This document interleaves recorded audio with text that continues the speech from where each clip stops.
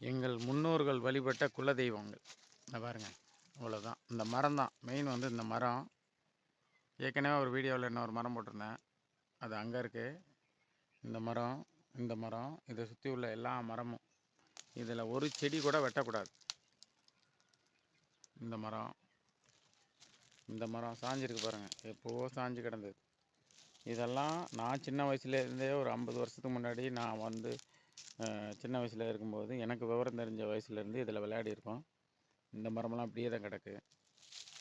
இது பாருங்கள், எங்கள் அப்பா காலத்துலேருந்து அவர் சொல்லுவார் அது இருந்தது. கிட்டத்தட்ட இது வந்து எல்லாம் மச்சு கரையாந்துன்னு அந்த மரம் வந்து ஒன்றுமே ஆகலை, அப்படியே கிடக்கு. இது பாருங்கள்,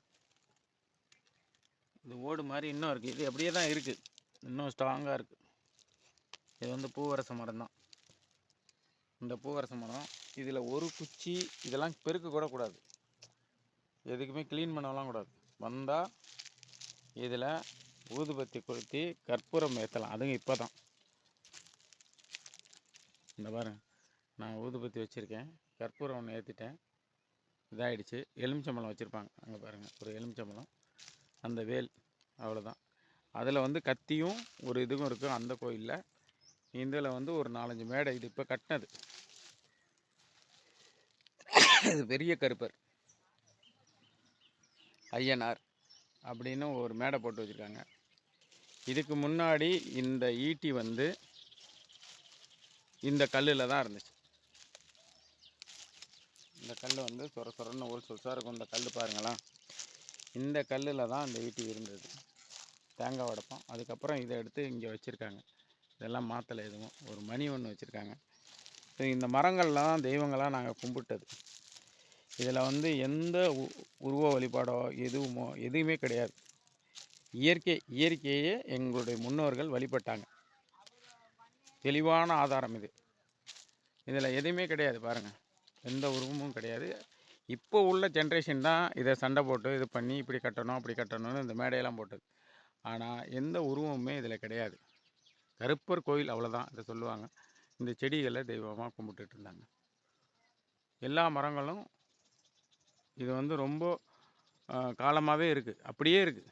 எதுவும் வளர்ச்சி நல்ல பெரிய முத்தின மரங்கள் இது.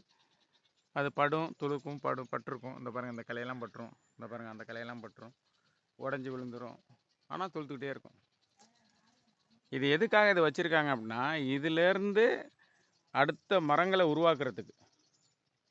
இதெல்லாம் அன்னைக்கு தேவைகளாக இருந்துச்சு. காடுகள் உருவாக்குறதுக்கு ஒரு முக்கியமான விதை ஆதாரம்.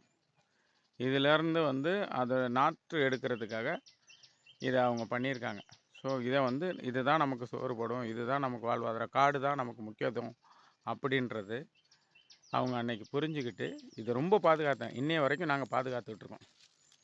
இதில் வந்து யாரும் இங்கே பாருங்கள் எவ்வளோ தூசி இதாக இருக்குது. எல்லாம் இங்கே கொட்டுற இலை குச்சி. இங்கே பாருங்கள், இந்த மரத்தோட குச்சி கூட ஒன்று கூட எடுக்கலை பாருங்கள். விறகு எரிக்கிறது கூட யாரும் எடுக்க மாட்டாங்க. அதை தொடவே கூடாது. அங்கேயே மக்கி அதுக்கு உரமாகி திரும்ப அந்த மரம் பெருசாகி அதுலேருந்து பூ காய்வது காடு உருவாக்குறதுக்கு ஒரு முக்கிய ஆதாரம் இது. ஸோ இதை தான் அவங்க யூஸ் பண்ணுறாங்க. இந்த இடத்துல எதையுமே மண்வெட்டி கூட போட மாட்டாங்க, அப்படியே இருக்கும். இங்கே பாருங்கள், இங்கே ஒரு பள்ளம் நடந்திருக்கு, தண்ணி ஊறி இருக்குது. இதோட வேர் வழியாக தண்ணி போகிறதுக்கு இந்த மாதிரி பள்ளம் உருவாகும், அப்படியே மூடிடும். ஸோ நிறைய தேன் கூடு கட்டியிருக்கும், திரும்ப இதாகிடும்.